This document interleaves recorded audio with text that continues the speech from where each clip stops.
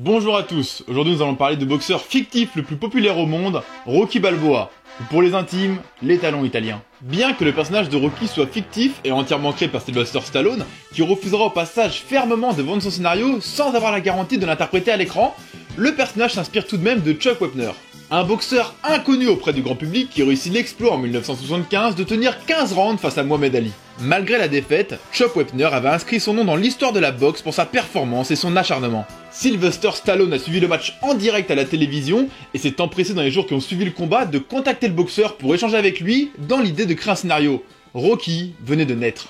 Le combat final du premier film de la saga est donc une référence explicite au combat opposant Mohamed Ali à Chuck Wepner. Tout comme Wepner, Rocky a perdu face à la référence mondiale de sa catégorie, Apollo Creed.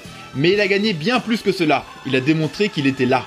Cette philosophie de résistance suivra toujours Rocky durant la saga, comme en témoigne cette célèbre phrase.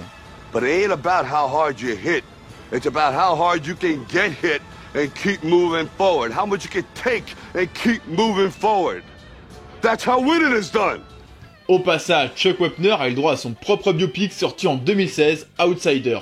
Je me souviens qu'à l'époque, le film n'avait pas connu un grand engouement au box-office, alors que toute sa campagne de communication avait misé sur son lien avec Rocky.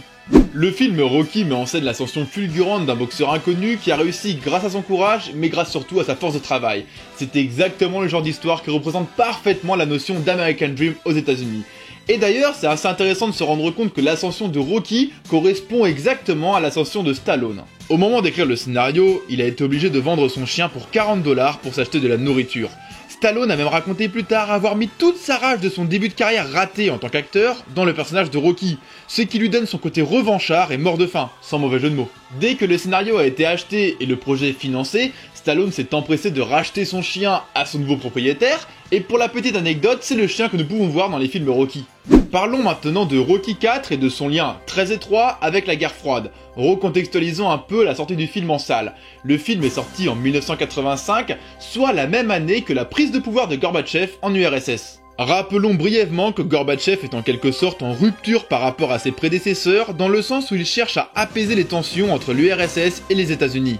Ce qui conduira 6 années plus tard, en 1991, à la fin de la guerre froide. Ce qui est frappant et à la fois intéressant, c'est que le dirigeant soviétique que l'on voit dans Rocky IV, joué par l'acteur américain Dominique Bartov, celui qui applaudit le discours pacifiste de Rocky à la fin du combat, ressemble quand même pas mal à Gorbatchev. Après, on peut toujours affirmer que les Américains continuent de représenter les personnages américains et soviétiques de la manière qui les arrange, comme en témoigne ce montage alterné dans le film.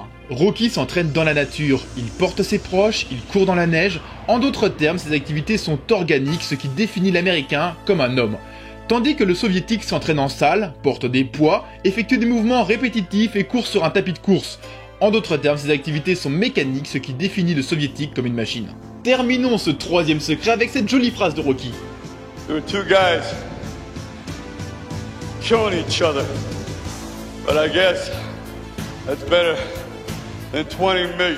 Il incite donc les pays à se concurrencer via le sport plutôt que via les armes. Ce qui représente plutôt bien nos sociétés actuelles, dans le sens où le sport, et je dirais même les Jeux Olympiques, sont devenus un outil géopolitique de domination d'un pays sur les autres. Certes pacifiste, mais politique tout de même. En termes de production cinématographique, Rocky est vraiment intéressant, dans le sens où il a été financé avec seulement 1 million $, ce qui, même à l'époque, reste assez peu pour un film de ce calibre. L'intégralité du tournage s'est déroulée en moins d'1 mois, en 28 jours exactement, ce qui est extrêmement court, mais bien entendu lié au budget. Petite parenthèse, dans le genre de films qui ont connu un tournage express, on peut citer bien plus récemment Whiplash de Damien Chazelle tourné en seulement 19 jours, ce qui ne l'empêche pas d'être un film incroyable. Revenons-en à Rocky. Son budget et ses contraintes de tournage l'ont donc obligé à tourner certaines scènes à l'arrache, on va dire. Les scènes de footing dans les rues de Philadelphie sont tournées sans autorisation et les figurants qui s'y trouvent sont en fait des passants. Quoi qu'il en soit, on est en train de parler du film le plus rentable de la saga, il a rapporté à sa sortie plus de 120 millions $ au box-office, ce qui en fait d'ailleurs le plus gros succès américain de l'année 1976. Pour notre dernier secret, on va aller vers du un peu plus léger, un peu plus sympa on va dire. Sylvester Stallone, via son personnage de Rocky, fait partie du International Boxing Hall of Fame, ce qui est l'équivalent du Walk of Fame dans la boxe. Ce qui est un sacré privilège dans le sens où c'est le seul personnage de fiction acteur à y figurer.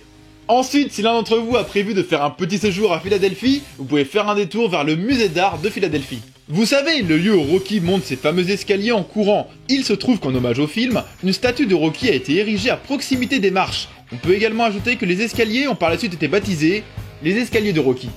Cette chronique est terminée, j'espère qu'elle vous a plu, j'attends vos avis en commentaire, c'est important. Ensuite, je voulais vous dire qu'il y a plus de 2 mois, j'ai essayé de créer un compte Utip, mais j'ai toujours pas eu de réponse de leur part. Donc pour l'instant, j'ai créé un compte Tipeee, je mettrai bien entendu le lien en description. Vous pouvez aller y faire un tour et c'est d'ailleurs à vous de choisir vos contreparties. En tout cas, un grand merci à ceux qui vont aller sur Tipeee, et pour ceux qui ne peuvent pas ou qui ne veulent pas, vous pouvez toujours mettre un pouce bleu ou partager la vidéo. Bon allez, à la prochaine.